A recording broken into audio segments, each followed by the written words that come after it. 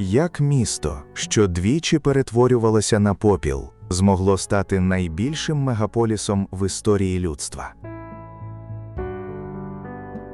Відповідь криється у здатності будувати майбутнє, не забуваючи минуле.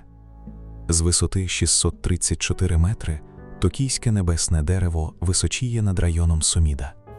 Це найвища телевежа у світі, збудована спеціально для того, щоб нові хмарочоси не заважали цифровому мовленню. Звідси видно, як річка Суміда прорізає щільну міську забудову, з'єднуючи десятки районів. Навіть на світанку, на мостах та багаторівневих автомагістралях не припиняється рух.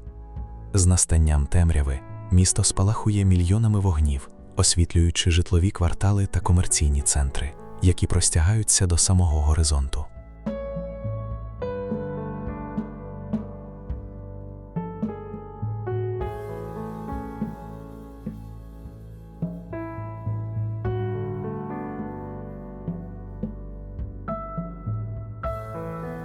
Серед цього сучасного бетону збереглося серце японської історії – імператорський палац у районі Тійода. Він стоїть на місці колишнього замку Едо. Кам'яні мости, як от знаменитий Нідзюбасі, перетинають спокійні води глибоких роїв. Ці оборонні канали колись захищали сьогунів, а сьогодні віддзеркалюють осінні листя та зелень дерев. Навесні береги вкриваються квітами сакури, створюючи різкий контраст з діловим районом навколо. Це місце належить імператорській родині, тому більша частина території закрита для відвідувачів. Але навіть прогулянка вздовж ровів дає відчуття абсолютної тиші.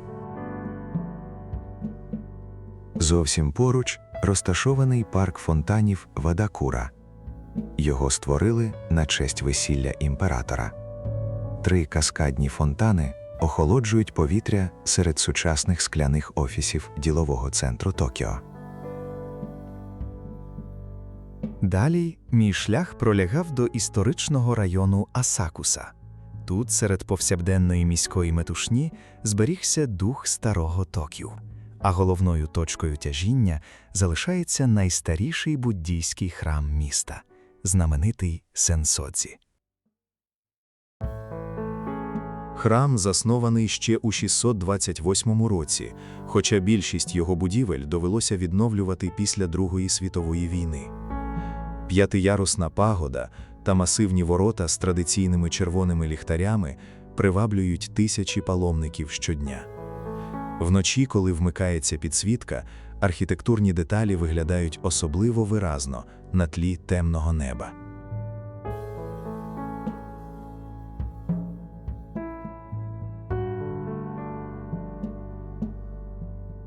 Навколо головного двору розкинулися торгові ряди із сувенірами та традиційною вуличною їжею. Незважаючи на постійний натовп, серед цих старовинних дерев'яних будівель із вигнутими черепичними дахами та масивних червоних воріт зберігається атмосфера багатовікових традицій.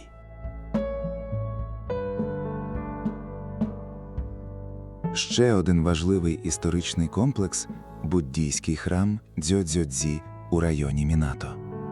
Його традиційні сірі черепичні дахи на тлі сталевих конструкцій токійської телевежі створюють один із найвідоміших архітектурних контрастів Японії.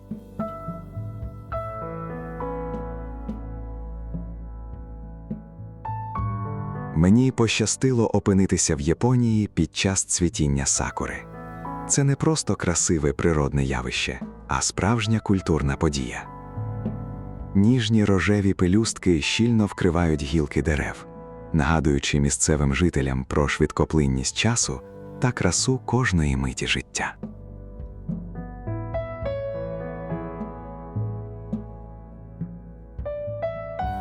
Одне з найкращих місць для споглядання цвітіння – береги річки Мегуро. Сотні дерев схиляють свої гілки прямо над водою, утворюючи суцільний рожевий тунель. Бетонні стіни каналу губляться за квітами, а місцеві жителі збираються на мостах та вздовж набережних, щоб насолодитися цією короткою весняною порою.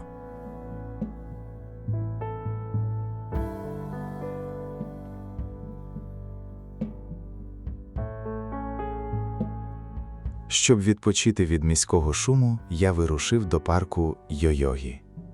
Тут, серед густого лісу, широких ставків та дерев'яних містків, легко забути, що ти знаходишся в центрі одного з найгустонаселеніших міст світу.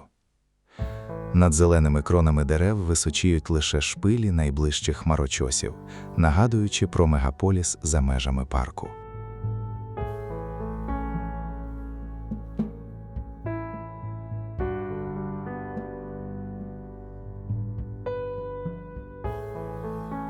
А щоб побачити справжню дику природу, достатньо від'їхати трохи за межі центру, до гори Такао. Це улюблене місце відпочинку токійців у вихідні дні. Вузькі стежки ведуть через густі ліси повз кам'янисті русла гірських річок. Восени схили гори спалахують десятками відтінків червоного, помаранчевого та жовтого листя. Тут немає автомобілів чи яскравих вивісок. Лише чисте повітря, спів птахів і спокій лісу. Такао пропонує кілька маршрутів різної складності, тому на стежках можна зустріти як професійних туристів, так і сім'ї з дітьми.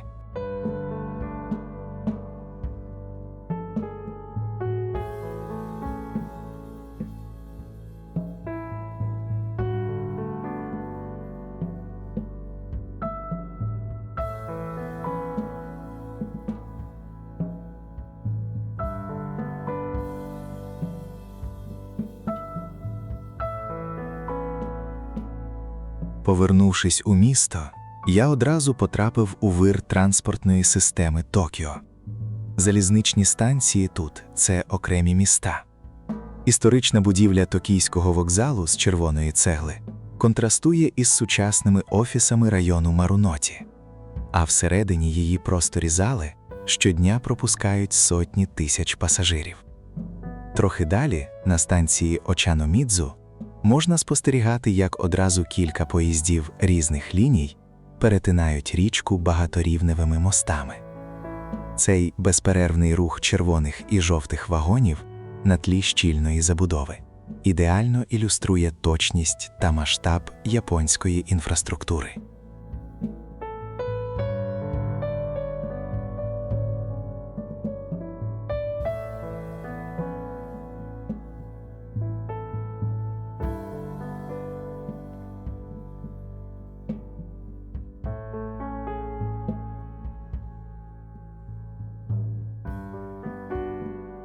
Зовсім поруч знаходиться район Акіхабара.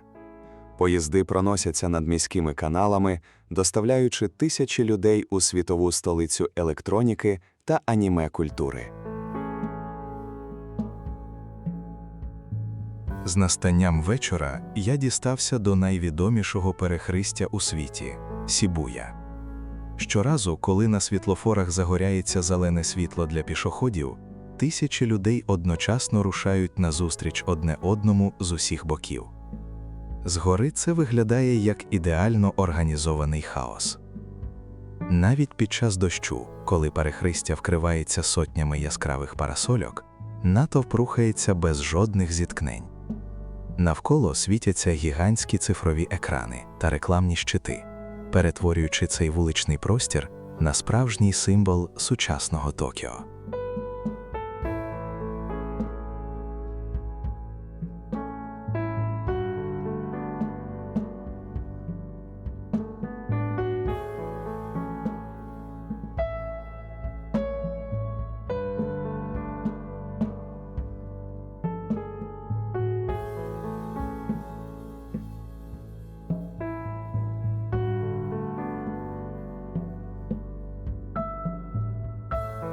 Залишивши гамірні центральні вулиці, я сів на монорейковий потяг, який прямує на штучний острів Одайба.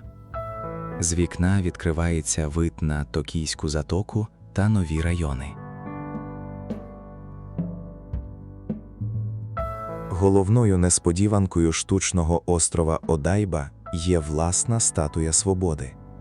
Її тимчасово встановили тут на честь року Франції в Японії, Але монумент настільки сподобався місцевим жителям, що згодом на березі затоки вирішили поставити його постійну копію.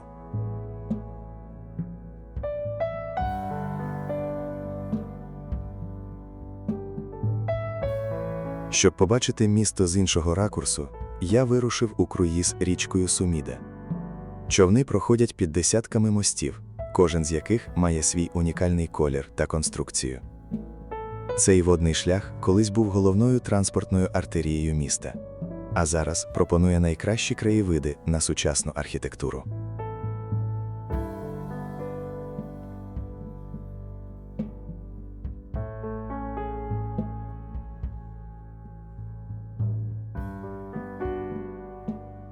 Токіо дійсно зумів відродитися з попелу, перетворивши минулі руйнування на можливість для безперервного розвитку. У темряві вечірнє місто виглядає як безмежне море вогнів, що простягається далеко за горизонт і ніколи не засинає. Знайома токійська телевежа, яскраво освітлена на тлі хмар, залишається надійним орієнтиром серед нових кварталів зі скла та бетону.